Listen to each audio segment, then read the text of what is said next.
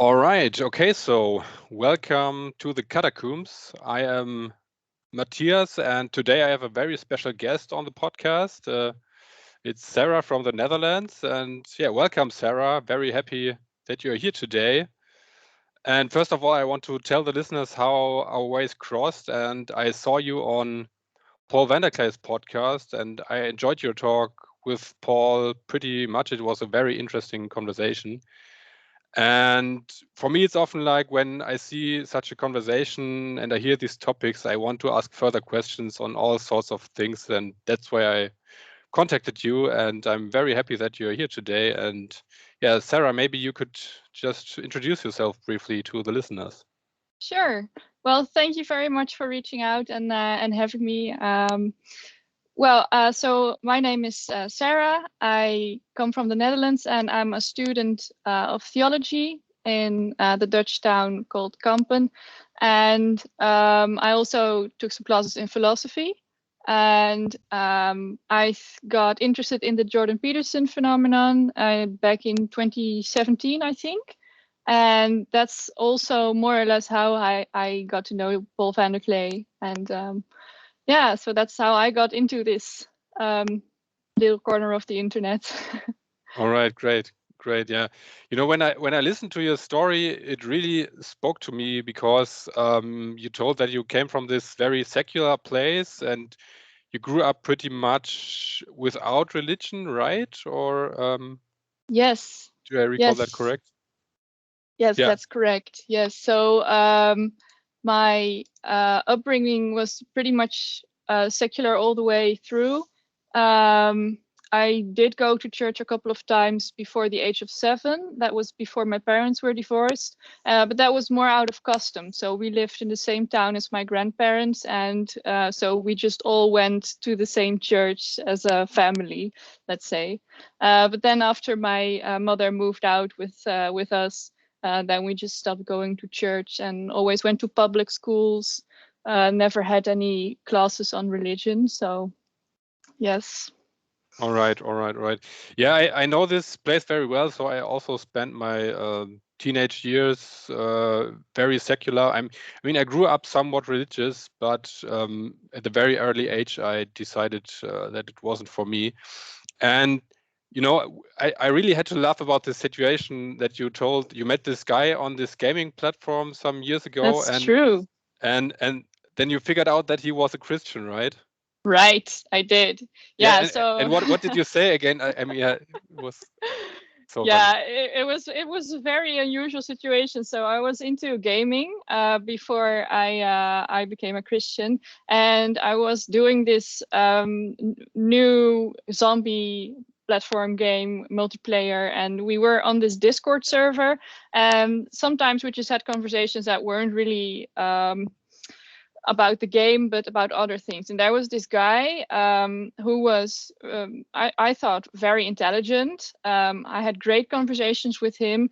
And then as soon as it became political, or it was about somehow being tolerant towards people that are same-sex attracted, then he would be very conservative. And I just didn't really know why that was the case, because otherwise he was very intelligent. And then at some point he confessed that he was a Christian. And then I felt like, oh, I'm so sorry. Maybe I can help you with this. Yeah. So but then he really knew he knew his faith, and he actually challenged me to read the Bible before I would be judgmental about people who were Christians. And then I actually thought, well, maybe he's right. I actually don't know what I'm talking about. I've never read the Bible. I've just heard many new atheists, and yeah.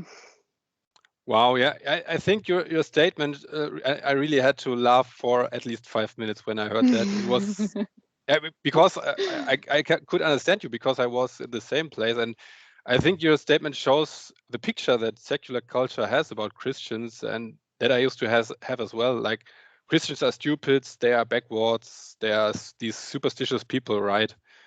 And When you look back at your former self, what would you answer to this today? That's actually a very good question, and I think I don't really have a clear answer, because I didn't really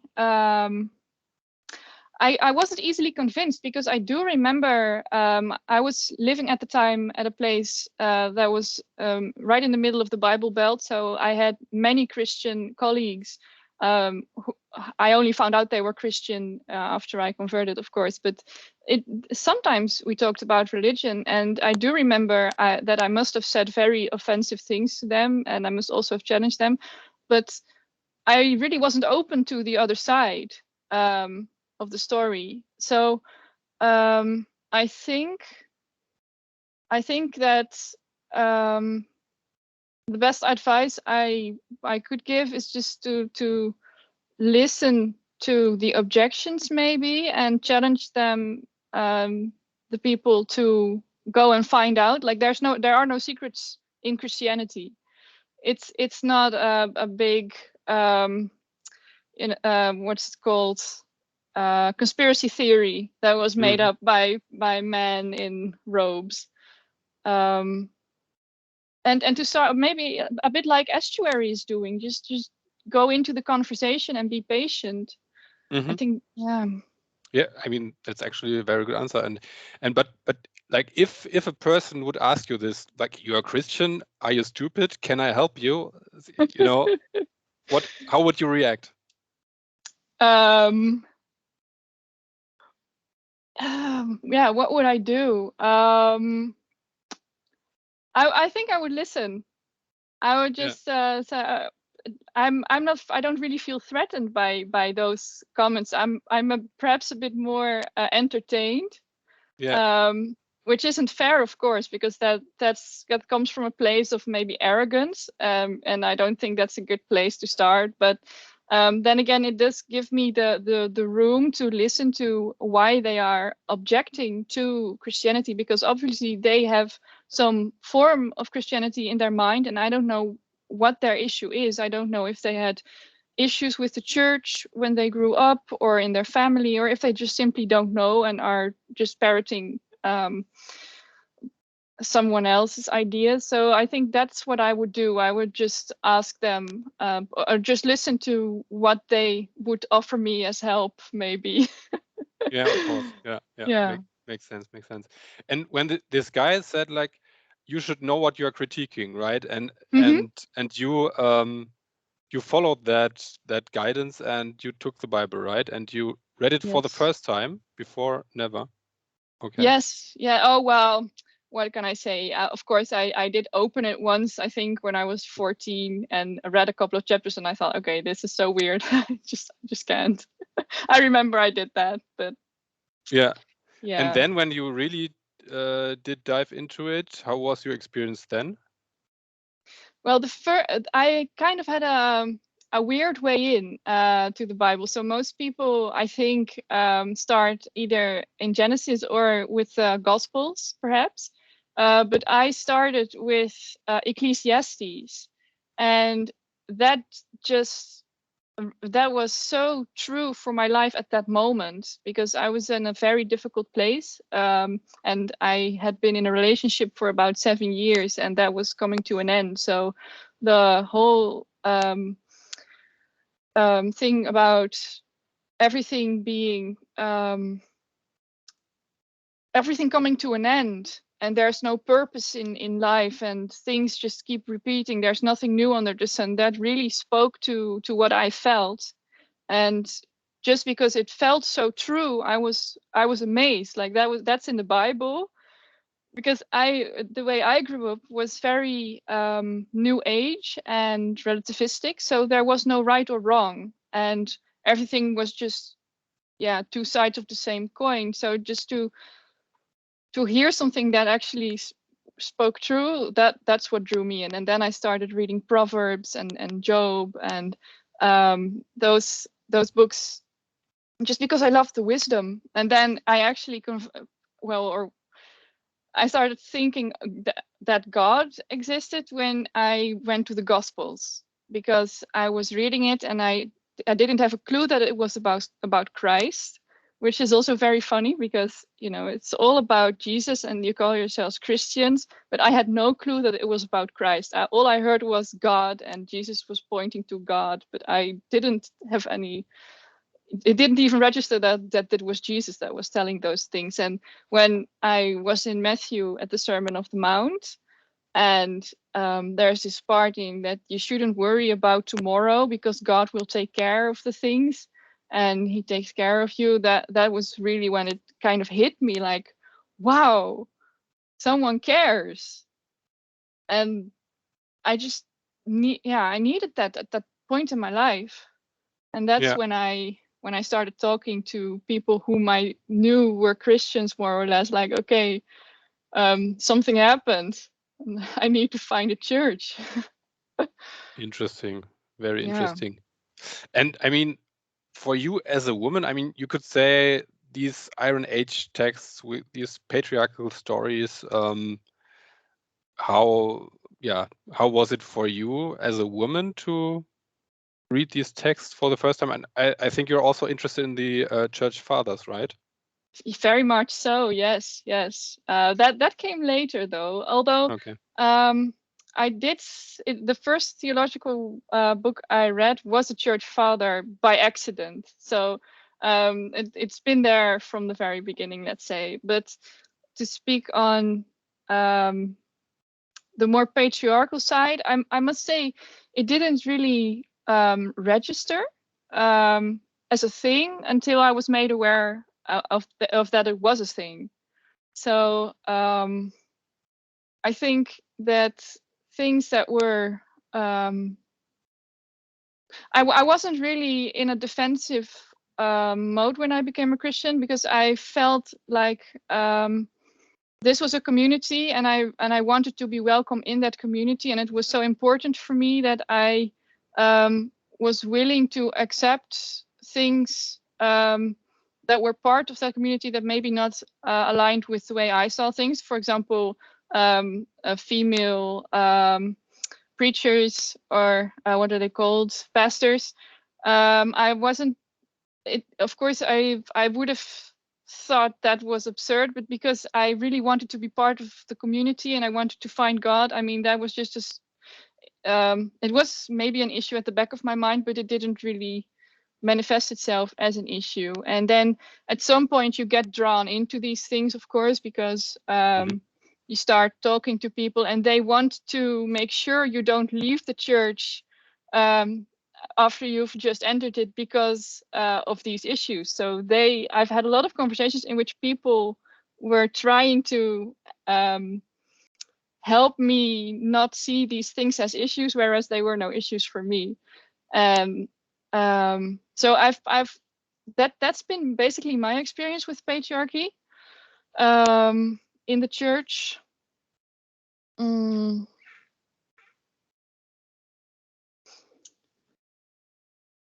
It's just not really been an issue for me. I'm aware that for some women it is, and I do maybe think that that's perhaps a Protestant thing, because women also can't really do that many things in church. They can't be deacons usually, or elders.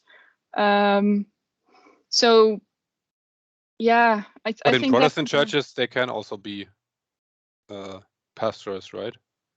Well, some, yes. Yeah. So I think the issue started within the denominations that weren't very open to having women in leadership functions. Yeah. Of course, now in the Netherlands, I think, well, I can't put a number on it, but by far most churches, women can do anything. Yeah. All right. Interesting. And the church fathers, so like you study theology and you get interested in the church fathers, and what grabbed your interest there? I think the most beautiful thing about the church fathers is that it's always very much centered on the relationship to God. So it's both very simple and it's also very deep and even mystical, I would say. And I like my theology easy to understand, but on one level, but then that it makes you think about it more and more, and then you start seeing the bigger picture and the deeper truths. That's what drew me into the fathers. And it's All right. it just doesn't stop. Yeah, okay. And like, I mean, I'm by no means an expert. I have not a huge theological education. So the church fathers, they were the guys who assembled the Bible. Is that true? Well, the way the Bible came into the form in which we encounter it now, like as a book, that wasn't the way the Bible was read by the first Christians. Because the first Christians, their Bible was basically what we now call the Old Testament, and they were scrolls. So just loose scrolls, and then these scrolls were in a community, and they were usually public domain. So they were not in our living rooms, let's say, but they were, they were in these home first synagogues, of course, and then churches.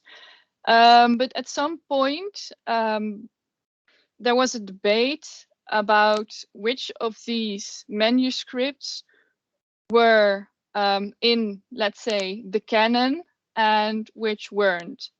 And the thing is, the way we hear canon, we think about which book is in and which book is out. But what it used to mean for the early church fathers was a rule of truth. So that it is very important for the early church to actually teach Christians that converted to the faith, to catechize them into the faith, let's say. So teach them things about Christianity, about the beliefs, and the way of the Christian life, and that rule of truth that you are taught as a Christian, that would determine whether a text was, let's say, holy scripture, or whether it was, let's say, apocryphal, not part of holy scripture, but could be read.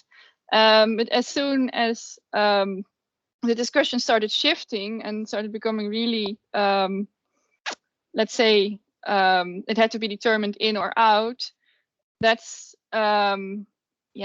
that's much later. So there was already a selection of texts, and then when the discussion was in or out, I think, when was it? I actually don't even remember, but it's not as though they decided which books were in or which books were out. They were already more or less in tradition the same books, but then at some point some churches said, we don't say these certain books are in our holy scripture. So, for example, Maccabees the Protestant says we don't read Maccabees. The Catholic said we do, in reaction to the Protestants. So that was very late in church history. But then there are also these books like First and Second Enoch, which I think in the Ethiopian church are in their canon, and they have an open canon even, but they are not in the Eastern Orthodox Bibles, I think. Maybe they are. I'm in dangerous territory here because my factual I'm good at memorizing broad concepts, but the small details, these never stick in my mind. So All right. yeah. Interesting. Yeah, Okay. so church fathers are more in the territory of defending the faith. So if a heresy cropped up that was against the canon in the sense of the rule of truth, then they would defend the faith and point out what the rule of truth was. Okay. Interesting. But you study Protestant theology, right? My undergraduate degree is in Protestant theology, but I've done 30 credits of Eastern Orthodox theology as well. So that's a minor in Eastern Orthodox theology. All right. And what's your plan when you graduate with that degree? That's actually a good question, and I don't know, because I on the one hand I really enjoy writing about the church fathers and pointing out why they are relevant, but not even why, but maybe in what way they are relevant. Mhm. But then also the academia these days, that it just really turns me off. I don't really feel at home in that kind of environment. So I'm not sure. Maybe I'll do a master's, um, and otherwise I think I'll just get a job and do whatever I like to do in my free time. Yeah, that sounds like a good plan. Yeah, and I mean, like this estuary thing, you talked about it at the beginning. So how do you see? I mean, you're studying at the university. You have these theology students around you. You study Protestant theology, church fathers and stuff, and then this corner of the internet with Paul Vanderklay and all these people. Yeah, how do you see that? And do you discuss this with other students, or is it a thing in the student community? Yeah, well, not really. At least not as far as I'm aware. I think me and my husband, we're the only students that are really into this kind of thing. Also, yeah, well, I think because I grew up in a secular environment, the internet has always been a big part of my life. Whereas most of the people that I've met here at Protestant University, they've grown up, I wouldn't say exactly sheltered, but perhaps a bit more sheltered from the internet, and also sometimes from TV even. So I think they're not really initiated into the web the way I've been. So I also connect to this, to the process you see in the estuary, just from a very personal perspective. And the same is true for my husband, because he also converted when he was 16. So I was 21, he was 16. Okay. So he has a bit of the same background as I do. So we mostly talk about these things, but outside of that, it's not really a thing, unfortunately. Yeah, but I can imagine, of course. I mean, it's usually these nerds that find this corner of the internet. Yeah. Right. Exactly. Yeah. Yeah, But but it's yeah, the thing is, I do sometimes feel like my I've lost touch with normal people. Let's say people that are not into theology 24/7, because my circles become really small when I moved here. I also have a job at the university, so I don't really speak to people outside of academia at my job. So and I would like to think that there would be a need, or at least a wish, for an estuary outside of the circle of friends I have right now, but I just don't know. And that's been a bit worrying, or I kind of regret it.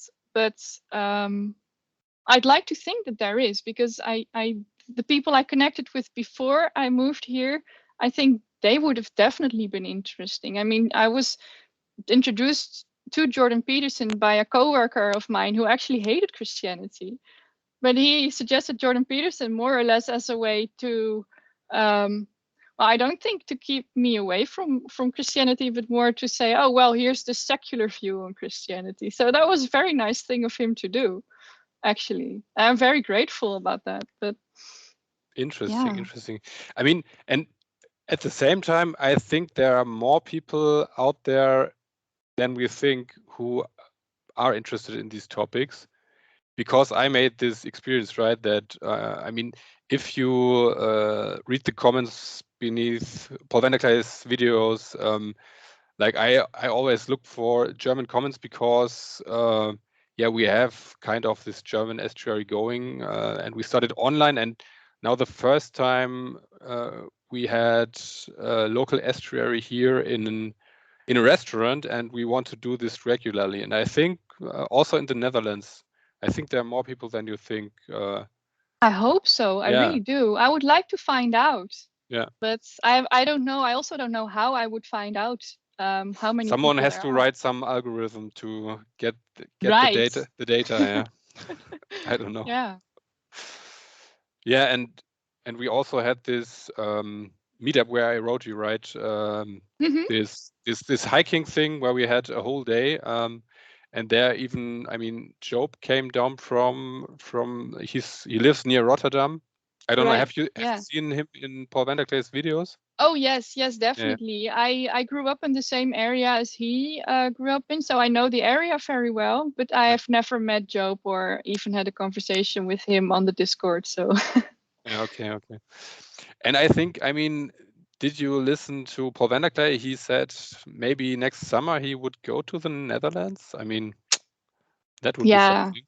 that would definitely be something, because that would be a sure way to find out how many Dutch people are into Paul van der Klee. Exactly.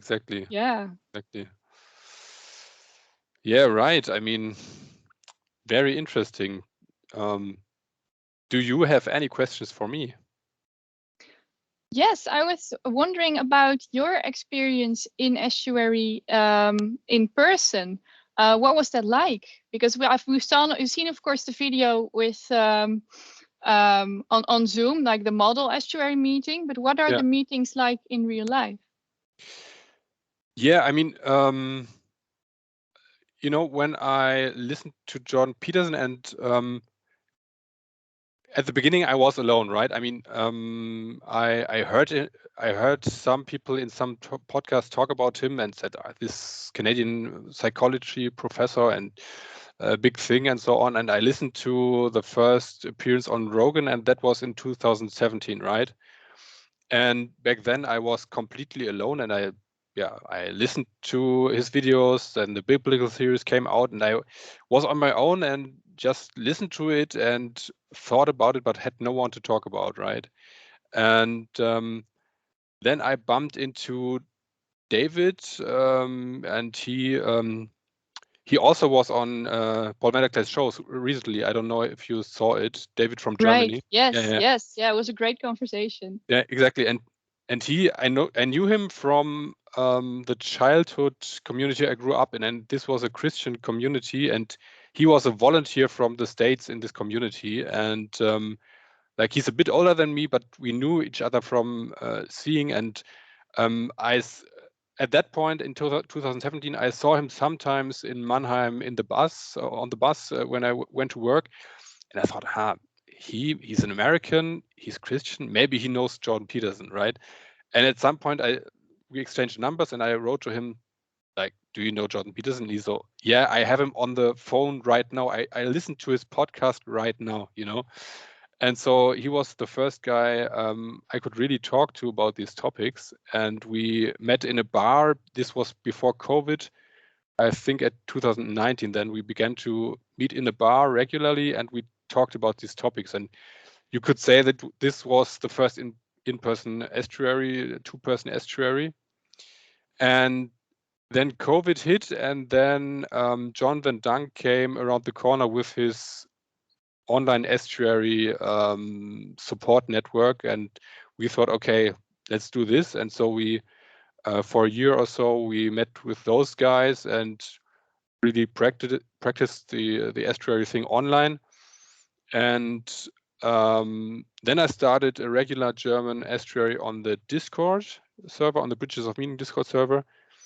And like after that, we just had 2 real life meetings, like the one with the hiking action and the one last week in a restaurant. And I couldn't go there because of family issues, but the other guys did it, and it worked out just fine. And so, I mean, the in-person experience is just, you feel just more connected, right? I mean, on the screen you can talk, and it works pretty well. It works better than people thought, maybe also because before COVID. But yeah, I mean, you have to schedule, and you have your family and stuff like that, and then sometimes you can't make it. And in a real life meeting, it's just more immediate, it's more meaningful, it's more direct, and I think it's important. And I think that also was the goal from the start when people founded this Discord server. They always Right. said, okay, the aim is to meet people in real life and to connect in real life. Right. Yes. Yes. I think that's very important. Yeah. It's very good to hear that the meeting worked out so well. Yeah. Yeah. Exactly. Yeah, I mean, in 2022, we will probably do a follow-up, and yeah, if you like, you could also come down from the Netherlands. Yeah. Sure. Yeah. It's not that far away. I think it's a 4 or 5 hour drive, so that's doable. Exactly. Yeah. Yeah, Yeah. and maybe with Paul and John. Let's see. Yeah, that would be great. Yeah, I've been talking quite a lot with John lately because I decided to write my undergraduate thesis about estuary. Really? Yes. So don't expect too much. It's only undergraduate, but still, Yeah. it's I can spend a whole month writing about this this topic, which I find very interesting. Um, and it's John is a really nice guy. Yes. He's very wise. Oh, yes. Have you attended one of his Zoom meetings? No, but we did speak with my husband actually, because my husband, he was going to become a minister, and then John offered to speak to both of us, just also about his experience of becoming a pastor pretty soon after a conversion. So he of course was also a convert to the faith. But right in the week before we were actually going to meet, my husband decided that he was going to quit his education. So he's doing something different now. He's going to become a teacher, which I think is great. It very much suits his talent. So we ended up having a great conversation about other things. But Okay. so, yeah. Okay, yeah. I mean, he's really, really wise, as you said, and he has a lot of good advice. Yeah. Yes, definitely. Yes. Yeah. What was that like to do the meetings online for a year? The training. What it was every 2 weeks. Yeah. Well, twice a month. Right. Yeah. So I think the first and the third Wednesday or something like that. Yeah. What would you say was one of the things that stuck with you as a beautiful moment from that time, that it still influences you? Well, I mean, we could connect, David and I, we could connect to these people. Like, I mean, there were two guys who live, in, I think, in the Midwest in the US, and it's just this, it's a different culture, right? And you can really compare notes, because here in Europe, we really live in this post-Christian landscape. Right. And in America, it's of course they also have these areas, but it's still a different thing, right? I mean, Christianity and the church are still relevant there, and here it's just on the fringe, right? I mean, people Very don't go much to so. church. Yeah, Yes. exactly. And just to connect to those people over time, and to I mean, you tell very personal things about yourself, and to really get to know them, and to walk together, and to give advice and listen to each other, and to form this group. That was the most powerful thing. Yeah. And it worked also online. But I think, yeah, in person, it's still another thing. Right. Yeah. What was your experience coming from a secular background and getting a family and taking on the responsibility of raising that family, but then also having to figure out how to carry out Christian values within your own situation? That's sometimes something I worry about, that I won't be able to do whenever I would possibly have kids with my husband, just because it's not in my upbringing. It's not in my mental mental frame. Yeah, well, I mean, that's a good question. I mean, yeah, as I said, I grew up in a Christian community, and I recognized that I got a lot from that, and yeah, I mean, also, yeah, what was the question? How to live that out in a family, you mean? Yeah, I mean, so if I think about my situation, if I would have kids, the example I had was a secular example, but I would like to raise my kids with, let's say, Christian values. So how I sometimes struggle to see how that works. Like, how do you do that if that's not been part of your let's make it if it's let's say not Christian, but for example, my parents were divorced, so in my relationship with my husband, I sometimes feel worried because my example is that grown-ups divorce. So that's perhaps I was wondering, like, how have you done that?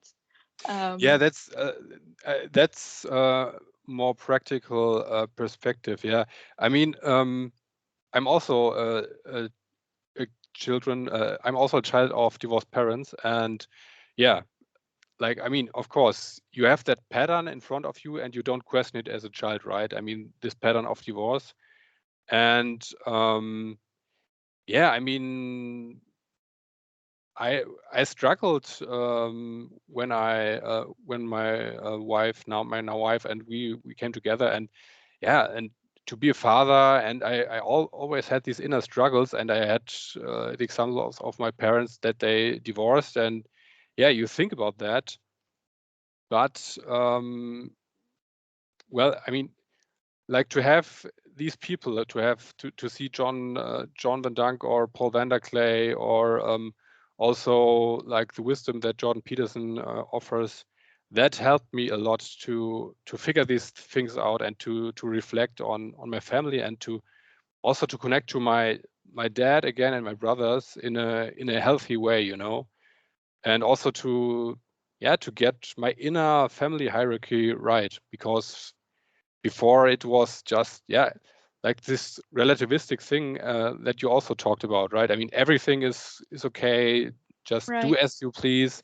If you want to leave your spouse today, do it, and stuff like that. Yeah, whatever feels good. Yeah, exactly. And like, to really to get my inner balance right about these things, that helped a lot. And I mean, and also it's very important. I mean, you know, I encountered these things, and it was really a change of perspective for me. But I cannot say, okay, now my family has to do the same, you know. Right. That that just doesn't work, and that's also not the way it should be, and it's also not the Christian way, if you want to put it that way, I think. And but it just helped me to see, okay, I'm a husband, and I like my role, and I love my kids, and I just want to stay together my whole life with my wife, and that really helped me to build this fundament better, you know. Wow. Yeah, I mean, that's really so maybe this is a good example of what patriarchy was like for me. I'm always amazed to hear a man say that about his wife. Yeah, because And this is so, I mean, I really am sorry for men out there, because I really grew up in this very hostile, um with a very hostile image in my mind about what men thought about women and their intentions towards women. And I yeah, still see this in some of my friends from before I became a Christian. They still are in that same mindset. And um, not all most men I actually met had good intentions and really did love their and do still love their wives. yeah, And it's just, yeah, I don't know. yeah. And I mean, this is also what I think this community offers, right? Like, you need good examples, that you can see good examples. I mean, if you don't have that, and like recently, at my work, my colleagues and I, we had 2 days of teamwork meeting, and usually we only work online together, but we had these 2 days where we were together, and then we had this one round, and I don't know how the topic emerged, but like somebody told that his parents were divorced, and then the whole room, I think only 2 people in the room still had their parents together, and it was like Wow. 18 people or so. And if you don't have an example, like, for example, Paul van der Klee, I mean, he's really someone I respect a lot, and I can follow him with his podcast, and he's just this based and relaxed and laid back man, and he cares for his family, he serves his wife and his children. And if you don't have that, like, it's almost impossible to do it yourself, right? Right. Yeah. Yes. Yes. Yeah. I think that is one of the most beautiful things. When I came to when I became a Christian and I joined a church, I think one of the most powerful things that made me stay in the church was to see how many good examples were there of people loving each other and caring. Yeah. And that's not to say that there aren't any loving people and caring people outside of the church. Yeah. But I feel in at least in the environment I grew up in, always this implicit notion of, but if you don't like it anymore, you should be free to leave and do what's good for you personally, and nobody Yeah. should be able to question that. Yeah. And I was just it was a relief for me to see something different. Exactly. Yeah. Yeah, and I mean, of course, and also people in church, they also have their issues, and not Of everybody course. is I don't know, good at every level.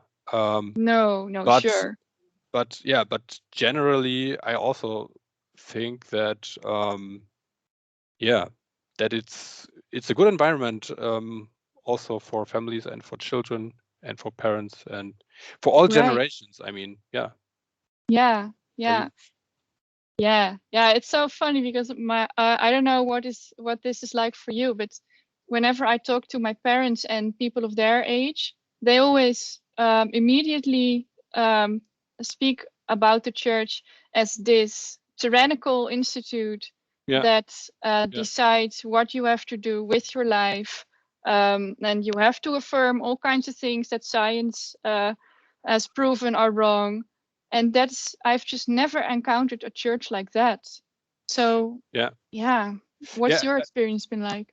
That's exactly the same experience, and it's almost this. If you bring the topic up, it's almost this emotional reaction of this generation. Mm-hmm. Like, it's really you almost cannot talk, yeah, in like in silence or something like that. It's always very emotional reaction, and the church is Yeah. tyrannical and stuff like that. And I mean, I talked in the estuary. I talked with a guy about this as well, and he said, okay, yeah, but back, you have to give them their due. like in the 60s, you had to do some kind of deconstruction because it was, I mean, there was the Second World War. And for example, if you look at my family comes from a Mennonite background. I don't know if you know a lot about Mennonites. Not a lot, but what you've told about them in your conversation with Paul. Yeah, exactly. And I mean, one central point for the Mennonites was always, for example, this this peace aspect, right? They didn't want to have anything to do with power, with the state, and they didn't want to serve in any army because they as they read the Gospels, Jesus was nonviolent, and that was one aspect what was really important for them. And my grandfathers, both of them, fought in the Wehrmacht at the battlefields, right? And I mean, of course, my father and my mother as well, the generation, they had to deconstruct somehow, right?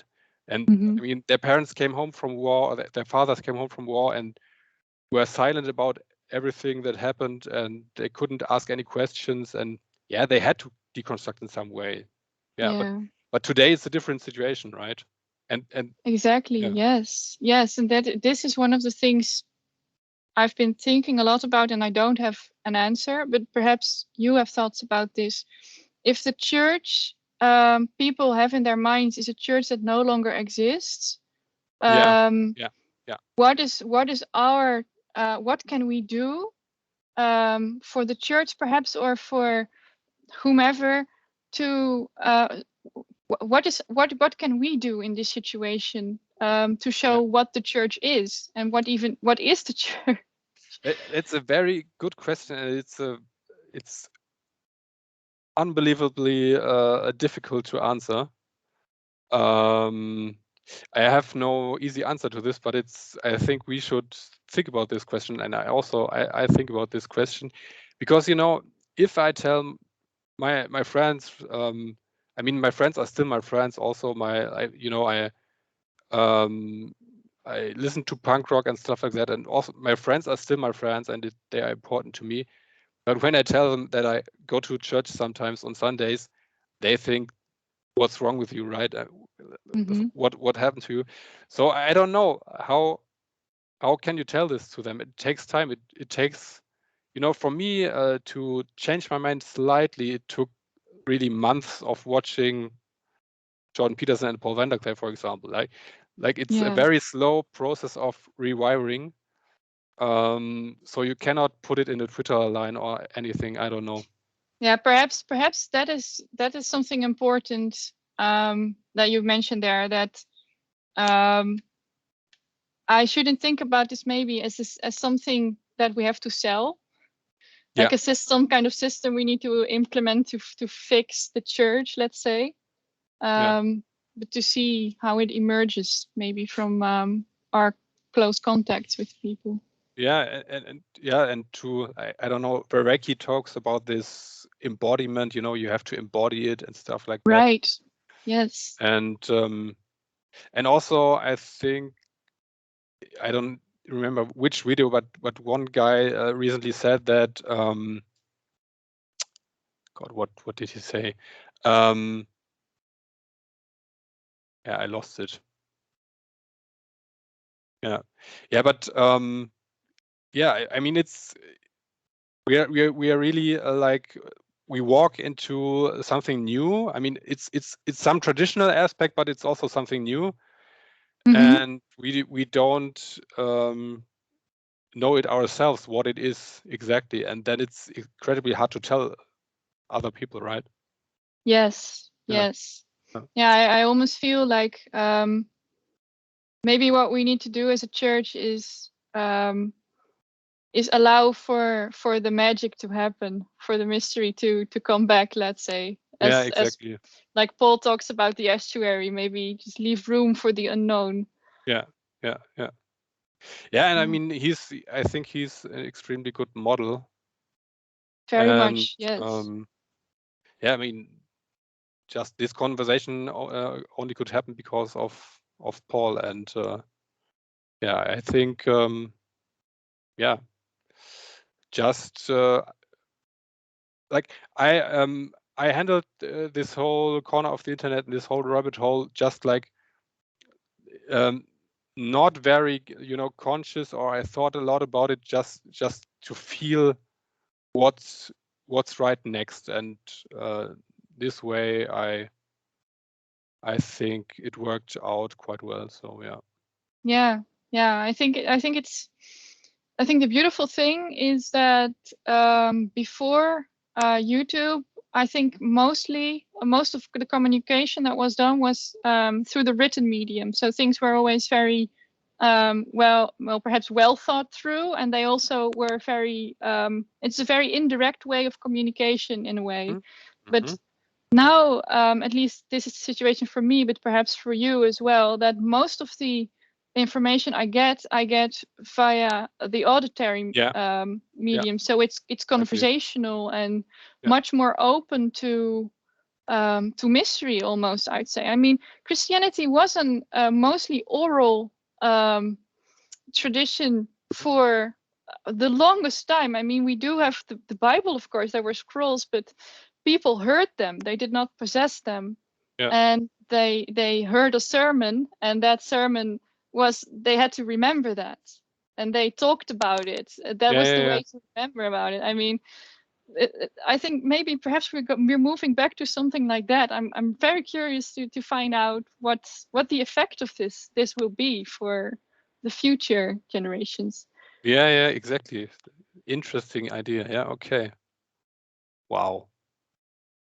Yeah, I also think I'm also curious about the future, and I think that was a very great conversation.